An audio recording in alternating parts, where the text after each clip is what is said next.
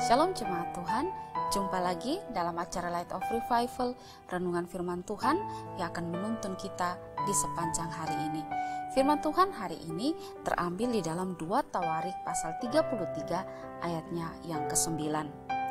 Tetapi Manasye menyesatkan Yehuda dan penduduk Yerusalem sehingga mereka melakukan yang jahat lebih daripada bangsa-bangsa yang telah dipunahkan Tuhan dari depan orang Israel.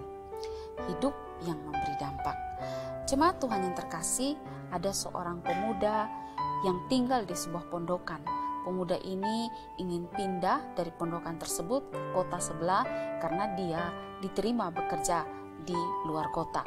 Dan ketika dia membereskan barang-barangnya, maka datanglah si pemilik rumah dari pondokan ini, lalu berkata kepada dia bahwa, apakah barang-barangmu sudah selesai dibersihkan atau dikemas? Lalu si pemuda ini menjawab bahwa semua barang-barang telah saya kemas dan dapat dipastikan bahwa saya tidak akan meninggalkan barang apapun di dalam pondokan ini. Kemudian si pemilik pondokan ini berkata kepada pemuda ini bahwa ada satu hal yang akan kamu tinggalkan, yaitu pengaruhmu.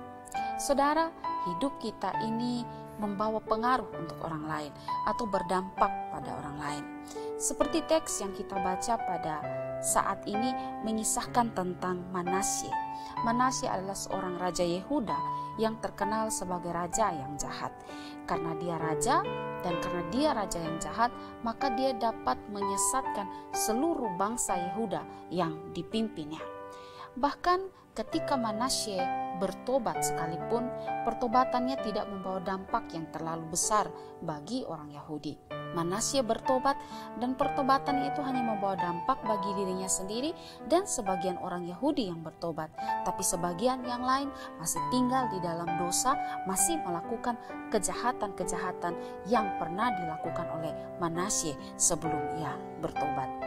Saudara, dari hal ini kita bisa belajar bahwa sebenarnya hidup kita ini membawa pengaruh atau membawa dampak bagi orang lain.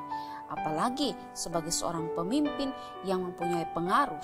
Kalau pemimpinnya adalah pemimpin yang jahat, maka tentunya itu akan membawa dampak yang buruk, pengaruh yang buruk bagi orang-orang yang dipimpin.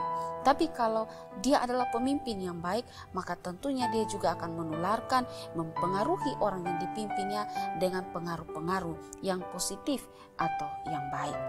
Terlepas dari itu bahwa semua kita dalam hidup kita setiap hari tentu mempengaruhi atau berdampak bagi orang di sekitar kita, bagi keluarga kita, bagi rekan-rekan kita, orang yang ada di sekeliling kita. Karena itu, perhatikan bagaimana kita berlaku dan bersikap setiap hari. Sebagai orang tua, suami, istri, mari kita perhatikan segala yang kita lakukan, tindak tanduk kita. Karena apa yang kita lakukan itu juga bisa mempengaruhi anak-anak kita dan keluarga kita. Sebagai orang yang bekerja di tempat kerja, maka perhatikanlah bagaimana kita bersikap dan bertindak. Karena semua itu juga bisa mempengaruhi rekan-rekan sekerja kita. Sebagai pendeta, sebagai majelis, tim pelayan, aktivis-aktivis dalam pelayanan, perhatikanlah bagaimana kita bersikap, bertindak, karena apa yang kita lakukan dapat mempengaruhi orang lain. Saudara, Manasye itu terkenal sebagai raja yang jahat, bahkan kejahatannya juga itu tetap diingat sekalipun dia sudah bertobat. Di dalam 2 Raja-Raja pasal 21 ayat 17 dalam Alkitab Bahasa Indonesia Sehari-hari berkata, kisah lain mengenai Raja Manasye dan mengenai dosa-dosa yang dilakukannya dicatat dalam buku sejarah Raja-Raja Yehuda. Jadi sekalipun Manasye sudah bertobat, tapi dia dikenal sebagai raja yang jahat. Saudara, mari kita melihat hidup kita. Kesempatan hidup yang Tuhan beri, mari kita hidup secara baik-baik, melakukan hal-hal yang baik dan positif, sehingga kita meninggalkan teladan-teladan yang baik, meninggalkan teladan yang dapat mempengaruhi orang lain ke arah yang positif. Supaya ketika kita tidak ada lagi di dunia ini, orang akan mengenang kita sebagai orang-orang yang baik, pribadi yang baik, orang yang memiliki iman yang sungguh kepada Tuhan. Kiranya firman Tuhan pagi hari ini dapat memberkati kita dan menolong supaya kehidupan kita juga bisa membawa dampak atau pengaruh yang baik bagi sesama. Kiranya Tuhan memberkati kita. Amin. Mari kita berdoa. Kami bersyukur untuk firman Tuhan hari ini. Terima kasih karena kami diingatkan bahwa hidup kami ini sebenarnya berdampak atau mempengaruhi orang lain. Tuhan menolong kami supaya kami bisa meninggalkan teladan-teladan yang positif, membawa pengaruh-pengaruh yang positif bagi orang-orang di sekitar kami. Sehingga kapanpun Tuhan akan memanggil kami, teladan yang baik, pengaruh yang baik diikuti oleh orang-orang di sekitar kami. Terima kasih Tuhan Yesus. Amin.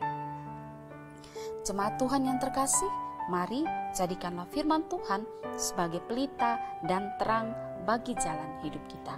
Tuhan Yesus memberkati kita.